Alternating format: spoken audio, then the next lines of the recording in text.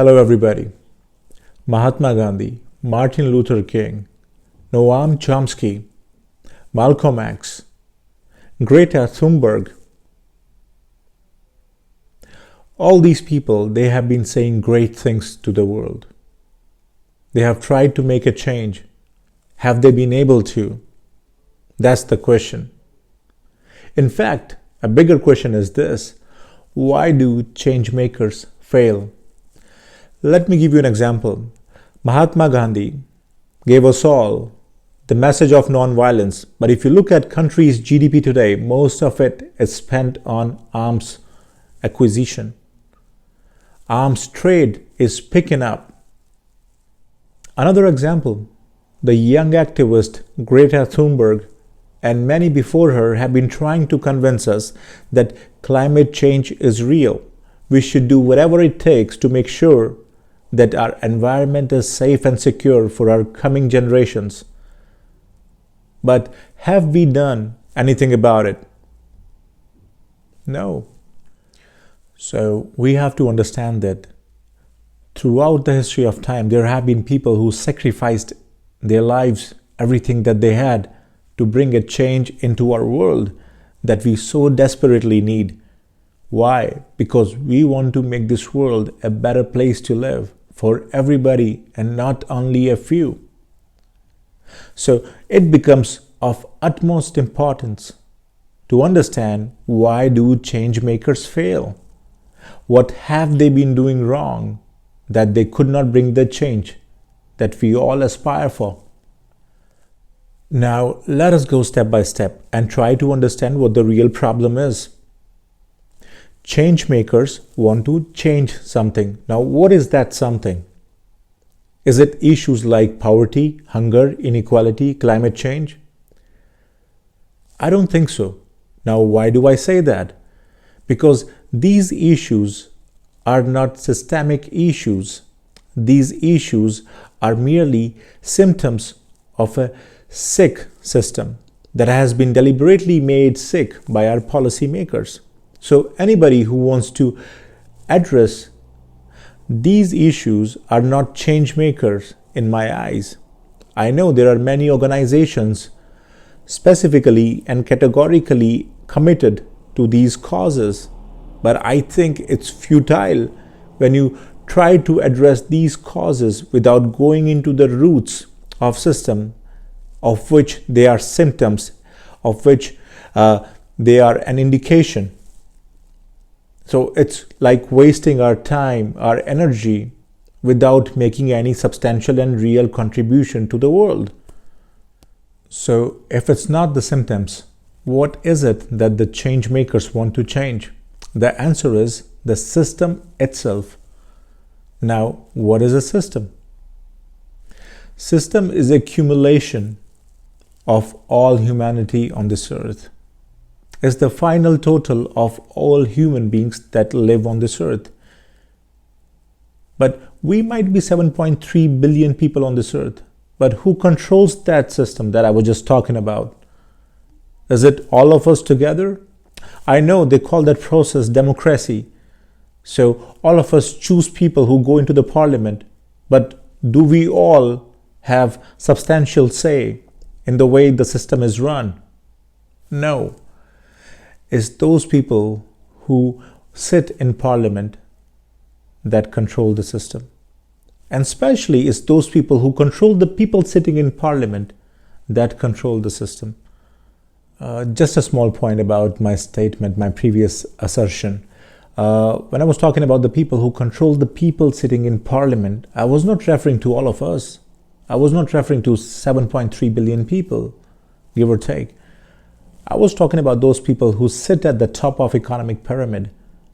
Just one more thing. I know that I refer to the word system too many times in my videos, but I have to. Why? Because people these days, or the pseudo change maker these days, they target individuals like Trump in order to make a point, but that's wrong. The causes are not about personalities. The causes are way bigger than that.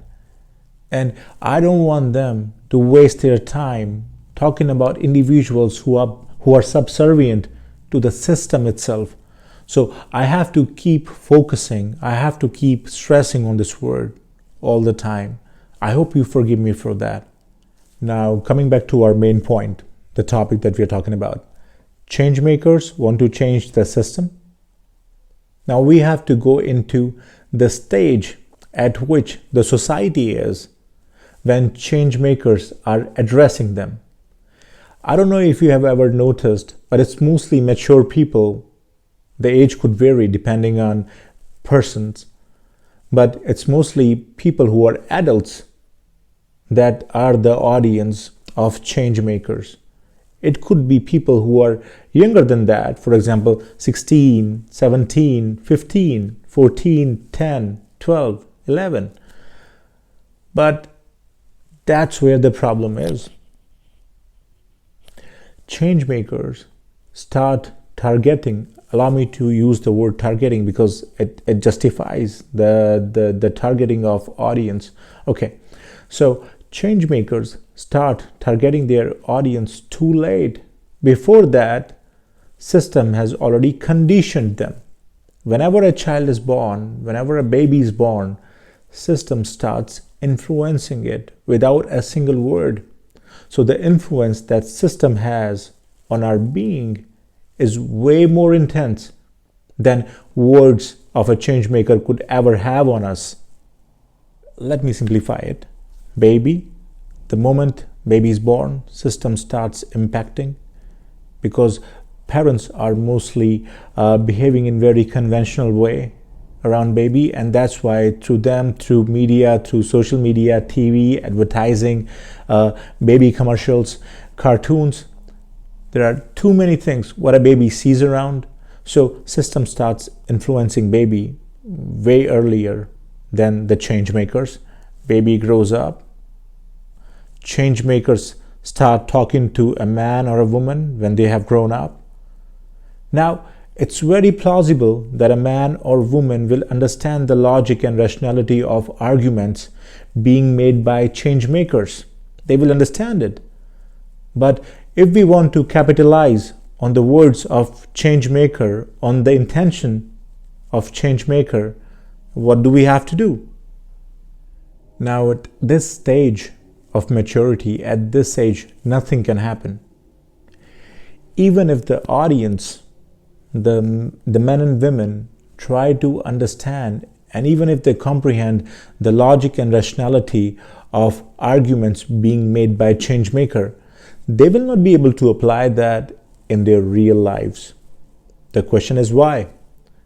As I already told you, because these young men and women, they have been trained in a different scenario. The scenario that has been taught to them, inculcated into their personalities by the system itself. So whenever these young men and women or older people, whenever they are confronted with ideas of change maker, they might agree with them. They might understand them, but they will never be able to follow that in their real lives. The question then becomes, what should we do?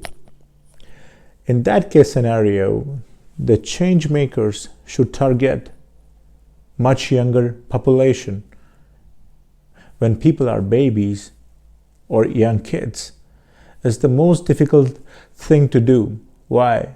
Because that has been totally hijacked by the status quo, by the system, the way it has always been.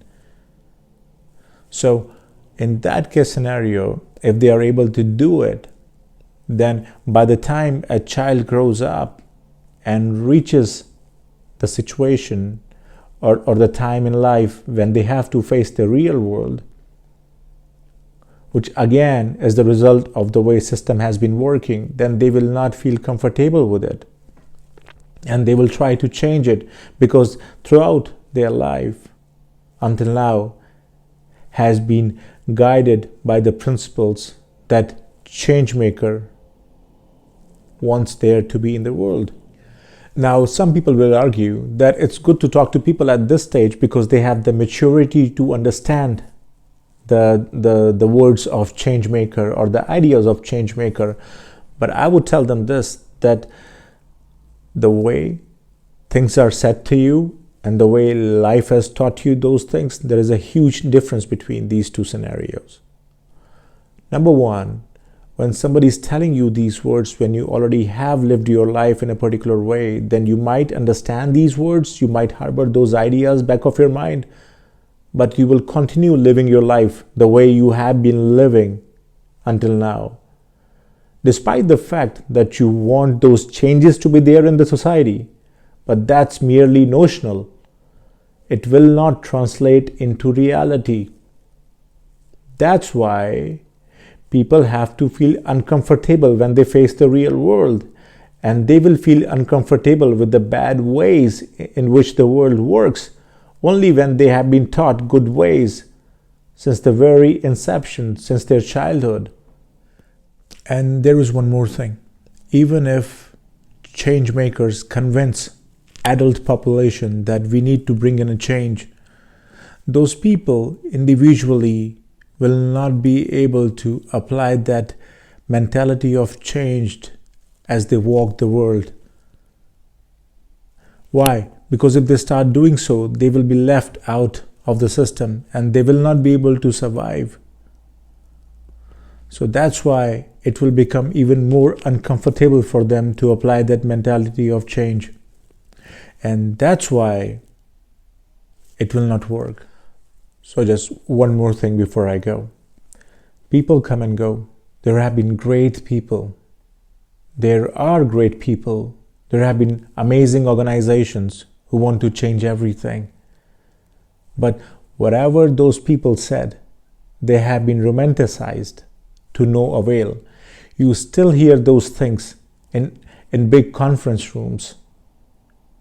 But the moment you leave those conference rooms, you face the reality, and merely by examining that reality, you will realize that the people, their words, their intentions, their sacrifices have not made a single dent into the reality. So if you really want to change something, you have to take into account not only the adult people, people with maturity, but also our kids. Because if it's them learning those ways of life that will change our world, only then we can achieve what we want to achieve. So I hope that change makers will take this into account and direct their energies and effort towards our young kids, our babies, because it's only them who have the power to change everything and make this world into a better place for everybody and not only a few. Thank you so much.